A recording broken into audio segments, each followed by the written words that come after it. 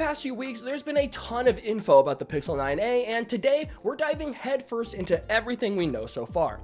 From what we've seen, Google is shaking things up with some big changes to the A series lineup, from a design overhaul to an earlier release date and much more. It does seem like we're entering a new era for the Pixel 9, and honestly, these rumors do have me a bit curious what Google's strategy is. Let's start with the design, as leaked renders from OnLeaks and Android headlines give us a glimpse of what to expect. From what we can see, the Pixel 9a might inherit a lot of the Pixel 9's design language with that boxy shape and flat side rails, but there's one huge difference that has everyone talking, which is the camera module. Unfortunately, or fortunately, depending on who you are, it does appear we are saying goodbye to the iconic camera bar that's been a staple since the Pixel 6 series released all the way back in 2021. The Pixel 9a seems to be going for a more minimal approach with a flat camera module that sits flush with the back of the phone. Some say it looks like an essential phone, which I do agree with the more I look at it, while others say it looks like an iPhone, funny enough. As to why Google is making this change, it's really hard to tell right now, but just speculating a bit, this might come down to a few reasons. One, and most likely in my opinion, they might be looking to refresh the A series design and create a stronger visual differentiator between their flagship devices and their more affordable models. Two, this could potentially reduce manufacturing costs with a simpler design and an arguably more simplified construction. Three, and something that also might seem likely, they could be experimenting with a new design language for future Pixel phones, depending on how this goes. Either way, I do appreciate Google trying something new here, and we'll just have to wait and see how this plays out once we'll know more. Moving on, we did get a few more tidbits on what we can expect, as it's rumored the Pixel 9a's dimensions are getting a small revision, making it slightly taller and wider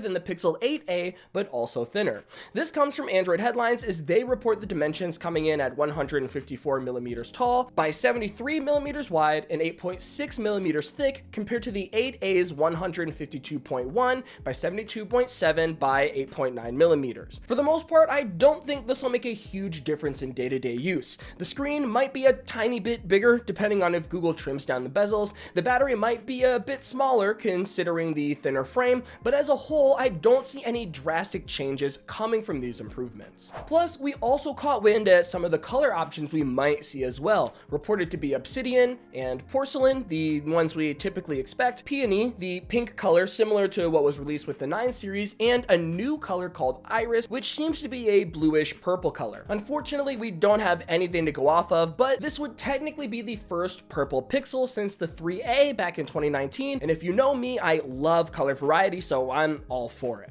Now, here's a big change we might see, which is the release date. Rumors suggest the Pixel 9a could launch as early as March 2025, 2 whole months earlier than last year's Pixel 8a, and it would be the earliest release date ever for a Pixel phone in the new year. This aligns with the Pixel 9's earlier than usual release in August of 2024 instead of its typical October date. Reports also suggest Google might stick with this March release date for future A series devices, with the 10a expected to be in March 2026 as well. As to why we're seeing this newer release date, it's a little unclear, but if I had to guess, it's just aligning the A series with their new release schedule. The Pixel 9 set a precedent where I suspect future flagship releases will happen in August, plus the Android 16 release is rumored to happen in Q2 of 2025, that being between April and June, making it more likely Google's main Pixel phones ship with the latest version of Android. So overall, I think the new proposed launch dates of the A series is more of a formality, as Google is looking to be more competitive in the smartphone industry as a whole. Specs-wise, nothing is confirmed yet, but we're expecting the Pixel 9a to pack the same Tensor G4 as the main Pixel 9 series. However, it might be slightly less advanced, like we've seen with years prior, to keep the cost down. Typically, this is done by using an integrated package-on-package method for the Tensor chip, which is thicker and runs hotter than the fan-out wafer-level packaging method on the flagship Pixel 9 series, which allows for a thinner chip design and improved heat management. It's also rumored that the 9a will use the older Exynos 5300 modem found in the Pixel 8 and 8 Pro, which personally I feel is the wrong compromise, as the newer Exynos 5400 modems in the Pixel 9 seem to perform a lot better in regards to battery life, thermals, and general efficiency on data compared to older models. So going with this less advanced, less efficient modem is a non-starter for me personally.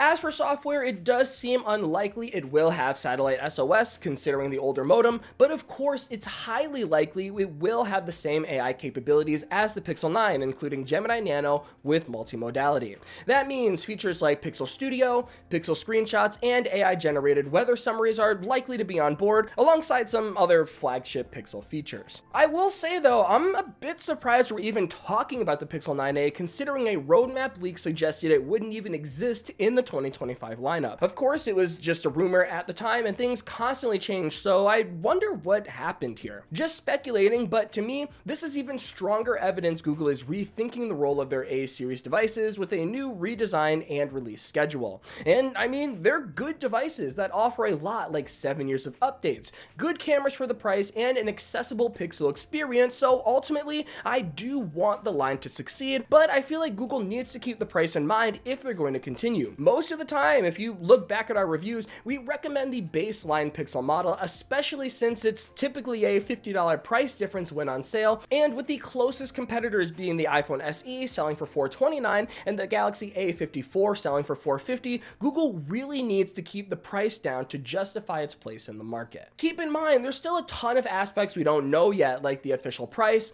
display, battery capacity, or if it will ship with 12 gigs of RAM versus 8 gigs on last year's device. For now, take everything with a grain of salt, but we'll keep a close eye on those leaks and rumors for you, so subscribe to the channel so you don't miss out on any future coverage. Until we know more, let us know in the comments what you think of this potential new direction for the Pixel 9a. Do you think ditching the camera bar design to differentiate the A-series is a good move, and what do you think of these proposed changes in general? Do you think the A-series still has a place in the smartphone market, and if not, what changes do you think will need to happen to make it stand out from the crowd? Share your thoughts down below, as myself and the Android community would love to know what the people are thinking. In the meantime, I'm getting out of here, but before I do, huge, and I mean huge, shout out to our channel members on screen right now, as we do our very best to make the highest quality Android content on the platform, and we appreciate every one of you for following us on this journey.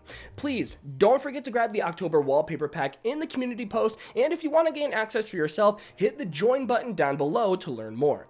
Until next time, this has been Jordan Floyd with 9to5 Google. Thank you so much for watching, and I'll see you in the next one.